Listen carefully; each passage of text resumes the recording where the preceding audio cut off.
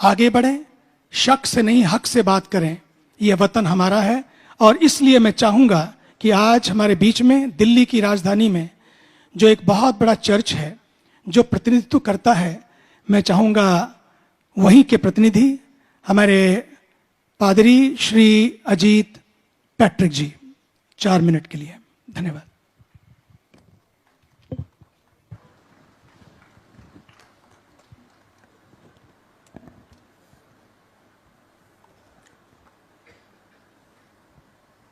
सर्वप्रथम मैं यीशु मसीह ईश्वर का धन्यवाद करना चाहूँगा जिन्होंने हमें गुरुओं के चरणों में आने का सौभाग्य प्रदान किया है और इस मंच पे विराजमान सभी धर्म गुरुओं का, संतों का मैं करबद्ध नमन करता हूँ।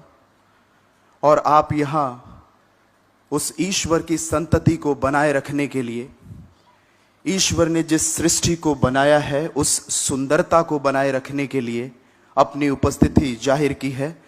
इसके लिए मैं ईश्वर का आभार प्रकट करता हूँ। और इस नमन का एक कारण है। नमन का कारण यह है कि एक तरफ नफरत की चिंगारी है, एक तरफ नफरत की चिंगारी है और दूसरी तरफ धर्मों का सम्मेलन जारी है। एक तरफ नफरत की चिंगारी है, दूसरी तरफ धर्मों का सम्मेलन जारी है। हमें मालूम नहीं कौन धर्मी है, कौन धर्म का व्यापारी है। और हमें यह भी मालूम नहीं कि यह हमारी मजबूरी है या लाचारी है। प्यारे दोस्तों, सौभाग्य है हमारा कि हम ईश्वर के नाम से एक मंच पे एकत्रित हैं, चाहे हम जिस भी धर्म को फॉलो करते हैं।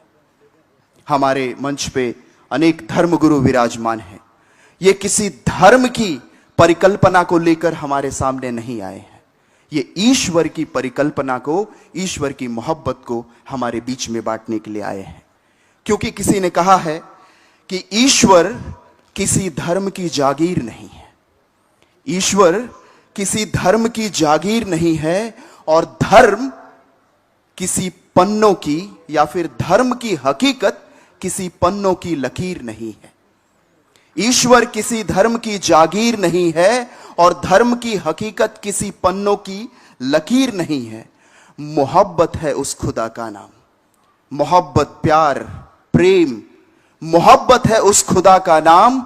और जिसके दिल में मोहब्बत नहीं है उससे बड़ा कोई गरीब नहीं है, उससे बड़ा कोई बेजमीर नहीं है। क्योंकि दोस्तों, जो ईश्वर को प्यार करता है, जो ईश्वर को प्यार करता है वो मानवता से बैर नहीं कर सकता। जो ईश्वर से प्यार करता है वो इंसानियत से नफरत नहीं कर सकता। और अगर कोई कहता है कि मैं ईश्वर से प्यार करता हूं और इंसानियत से नफरत करता है तो वो सबसे बड़ा झूठा है, ढोंगी है, मक्कार है। अगर सचमुच हमें अपने धर्म की अस्मिता को बचाना है, अगर सचमुच हमें अपने धर्मों की हकीकत को जिंदा रखना है, जीवित रखना है, अपने आने वाली पीढ़ी को प्रदान करना है, तो हमें वो श्लोक जो हमारे हिंदुइज्म में मिलता है कि सर्वे भवन्तु सुखिनः, सर्वे सन्तु निरामया, सर्वे भद्राणि पश्यन्तु, मा कश्चित् दुःख भाग् भवेत्, और वसुधैव कुटुंबकम की जो सभ्यता है उस सभ्यता को जीवंत करना जरूरी है, अहम है।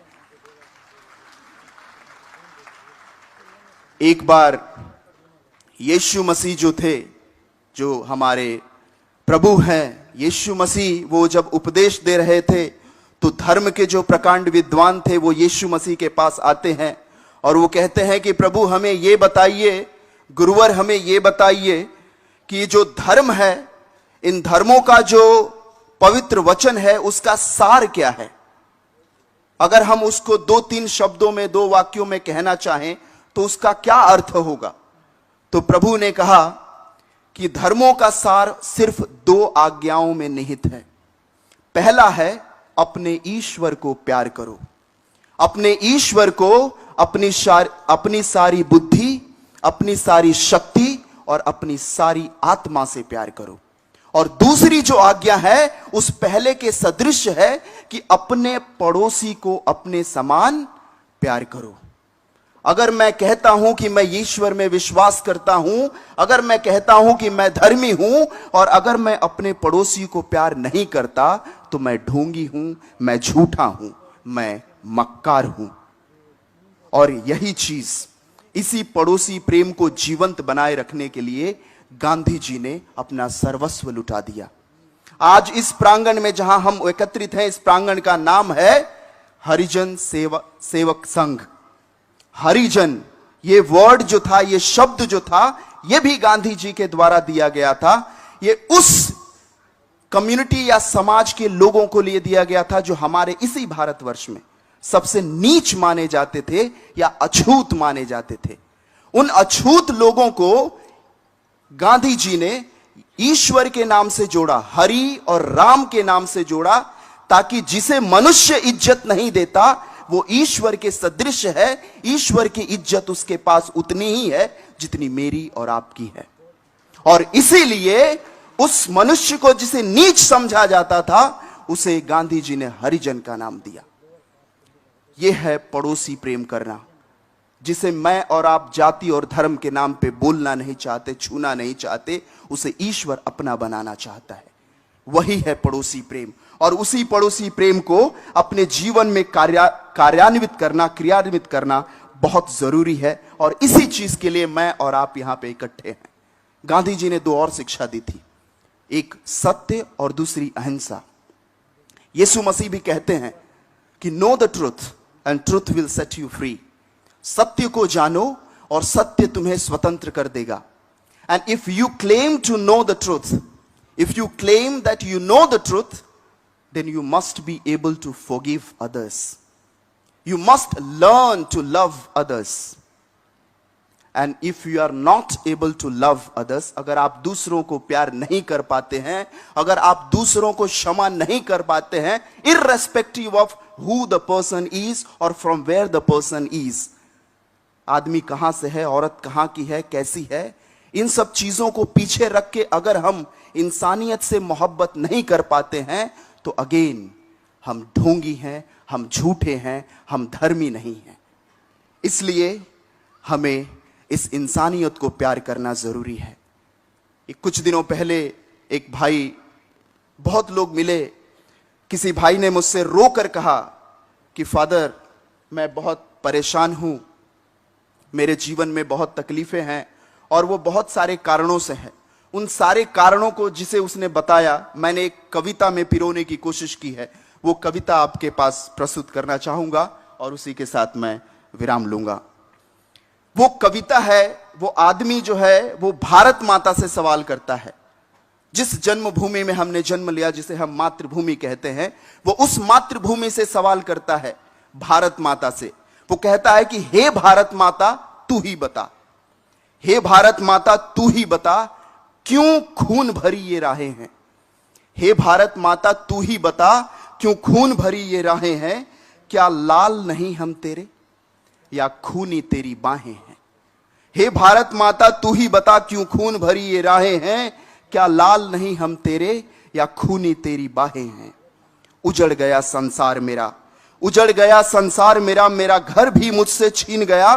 पुरखों की विरासत ये धरती, वो पुत्र भी मेरा लील गया। तुम धर्म जाति की मूर्ति हो, हे भारत माता तू ही बता कि तुम धर्म जाति की मूर्ति हो या बलिदानों की धरती हो। तुम द्वेष दमन की आशा हो या संगम की परिभाषा हो, शांति की परिभाषा हो।